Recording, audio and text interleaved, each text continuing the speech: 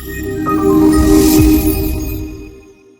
Everyone and welcome back to our channel infinity planetary space. हम लेकर आ चुके हैं प्लेनेट वीनस के बारे में बहुत सारी नई जानकारियाँ जो कि शायद आपको पता ना हो। तो चलिए शुरू करें।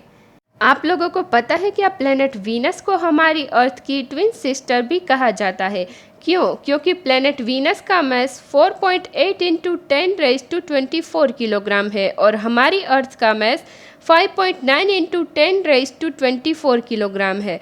प्लेनेट वीनस का डायमीटर 12,104 किलोमीटर्स का है और वहीं हमारी अर्थ का डायमीटर 12,742 किलोमीटर्स का है। प्लेनेट वीनस का रेडियस 6,051.8 किलोमीटर्स का है और हमारी अर्थ का रेडियस 6,371 किलोमीटर्स का है। अगर बात करें प्लेनेट वीनस की डेंसिटी की तो वो 5.2 ग्राम पर सेंटीमीटर क्यूब है और हमारी अर्थ की डेंसिटी 5.5 ग्राम पर सेंटीमीटर क्यूब है।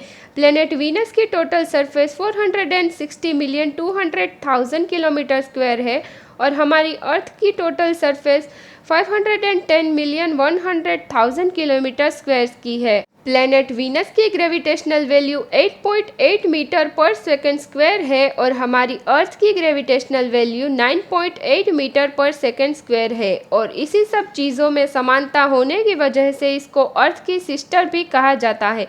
लेकिन ये समानता सुनकर आपको धोखा ज़रूर हो सकता है कि यहाँ पर भी अर्थ की ही तरह जीवन होगा, लेकिन ऐसा बिल्कुल नहीं है। इस प्लेनेट का तापमान 472 डिग्री है और सबसे ज़्यादा 500 से 900 डिग्री तक पहुंच चुका है और इस तापमान का इतना ज़्यादा होने की वजह से वहां के एटमॉस्फेयर में मौजूद 96.5% कार्बन डाइऑक्साइड की वजह से वहां पर बहुत बड़े पैमाने पर ग्रीन हाउस इफेक्ट पैदा होता है जो ज़्यादातर सन की गर्मी को अपने अंदर लॉक कर लेता है। इस प्लेनेट के एटमॉस्फेयर का प्रेशर इतना ज़्यादा है कि जितना हमें समुद्र में 1 किलोमीटर नीचे की गहराई में महसूस होता है। इसी वजह से वीनस पर इतने स्पेसक्राफ्ट पहुंचने में फेल हुए थे। वीनस पर भेजे गए सभी स्पेसक्राफ्ट पर हमने डिटेल में एक वीडियो बनाया है, वो आप देख सकते हो, उसकी लिंक आपको डिस्क्रिप्शन में मिल जाएगी। वीनस के एटमॉस्फेयर में बादल सल्फ्यूरिक एसिड के बने हुए हैं जिससे वैज्ञानिकों का कहना है कि यहाँ पर सल्फ्यूरिक एसिड की बारिश होती होगी। वैज्ञानिकों का मानना है कि पहले इस प्लेनेट पर हमारी अर्थ की ही तरह समुद्र हुआ करते होंगे जो कि बढ़ते तापमान के साथ धीरे धीरे भाप बनकर उड़ते चले गए होंगे। इस प्लेनेट पर 96.5% carbon dioxide, 3.5% nitrogen, 0.015% sulphur dioxide, 0.007% organ, 0.002% पानी की भाप, 0.0017% कार्बन मोनोऑक्साइड, 0.0012% हीलियम और 0.007% नियोन मौजूद है। इन सभी जहरीली गैसों की मौजूदगी में साफ है कि यहाँ पर कोई भी जीवन संभव नहीं है। इस प्लेनेट की सतह ज्वालामुखी से निकले हुए लावा और चट्टानों के सूखे टुकड़ों से मिलकर बनी है। यहाँ पर हवाएं 350 किलोमीटर प्रति घंटे की रफ्तार से चलती है जो कि 700 किलोमीटर प्रति घंटे की रफ्तार तक पहुंच जाती है। इस प्लेनेट पर वैज्ञानिकों के अनुसार 1 लाख या उससे भी ज़्यादा ज्वालामुखी हो सकते हैं, जिससे 167 से ज़्यादा ज्वालामुखी 100 किलोमीटर से ज़्यादा के इलाके में फैले हुए हैं। इस प्लेनेट का सबसे बड़ा ज्वालामुखी मैट मोन्स ज्वालामुखी है जिसका डायामीटर 395 किलोमीटर्स का है। एक तरह से ये प्लेनेट एक जीता जागता नर्क है जहाँ पर चारों तरफ आपको सिर्फ लावा ही दिखेगा।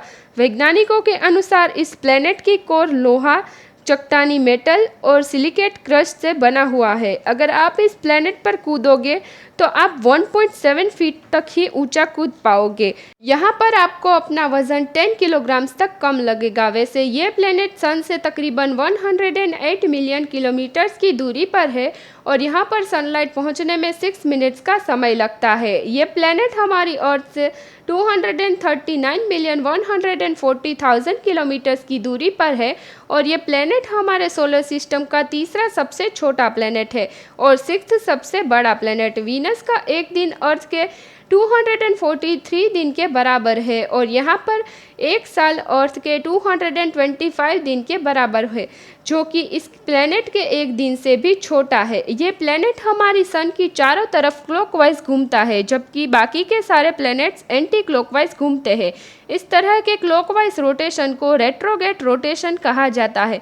वैज्ञानिकों का मानना है कि ये प्लेनेट पहले एंटी क्लॉकवाइज ही घूमता होगा, लेकिन शुरुआत में किसी बड़े एस्टेरॉइड से टकराने की वजह से इसका रोटेशन क्लॉकवाइज हो गया होगा। वैसे यहाँ पर सनराइज वेस्ट यानी कि पश्चिम से और सनसेट ईस्ट यानी कि पूर्व से होता है। इस प्लेनेट का एक दिन हमारे सोलर सिस्टम में सबसे बड़ा है और सोलर सिस्टम के सबसे गर्म प्लेनेट का खिताब भी इसी का है।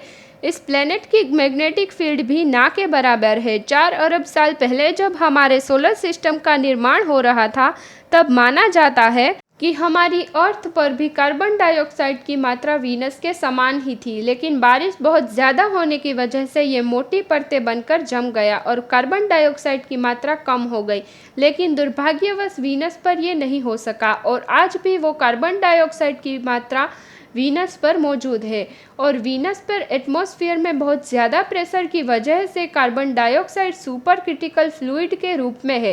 तो चलिए अब सुनते हैं प्लेनेट वीनस की आवाज़। और अगर आपको लगता है कि स्पेस में वैक्यूम है और हम आवाज़ कैसे सुनेंगे, तो आप हमारा ये वीडियो देख लेना, आपको पता चल जाएगा कि हम कैसे सुनते हैं।